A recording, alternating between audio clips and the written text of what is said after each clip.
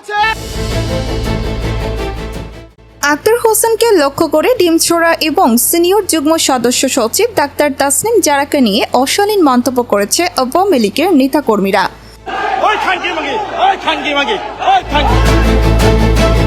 ঘটনাটির video দ্রুতই সামাজিক যোগাযোগ মাধ্যমে ছড়িয়ে পড়ে এবং দেশ জুড়ে সমালোচনার ঝড় তোলে। এর প্রতিবাদে রাজধানীতে বিক্ষোভ কর্মসূচি পালন করেছে এনসিপি। এই ঘটনার পর দলটির উত্তরাঞ্চলের মুখ্য সংগঠক সার্জিস আলম গভীর আবেগে ফেসবুকে একটি দীর্ঘ পোস্ট দেন। সেখানে তিনি শুধু ঘটনাটির নিন্দাই জানাননি, বরং বাংলাদেশের রাজনীতিতে ডাক্তার তাসনিম জারার অবদান ও গুরুত্বকেও নতুন করে তুলে ধরেন। তিনি লেখেন, সেই মুহূর্তটা এখনো চোখে ভাসছে। আওয়ামী লীগের এক নেতা প্রকাশ্য অশ্রাব্য ভাষায় গালি দিচ্ছেন আর ডাক্তার তাসনিম জারা চুপচাপ হেঁটে চলে যাচ্ছেন। তার ভেতরে মানসিক যন্ত্রণা কল্পনাও করা যায় না। সার্জিস আলম মনে করিয়ে দেন, ডাক্তার তাসনিম জারা বিলেতের আরামদায়ক জীবন ত্যাগ করে এই দেশে ফিরে এসেছেন।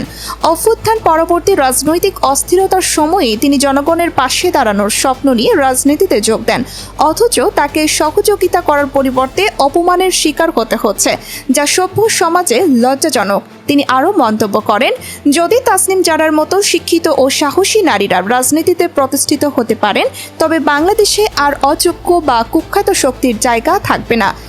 এই ঘটনার পর অনেক রাজনৈতিক বিশ্লেষকও বলছেন, এই হামলা কেবল ব্যক্তিগত আক্রমণ নয়, বরং পরিবর্তনের রাজনীতিকে ভয় দেখানোর চেষ্টা।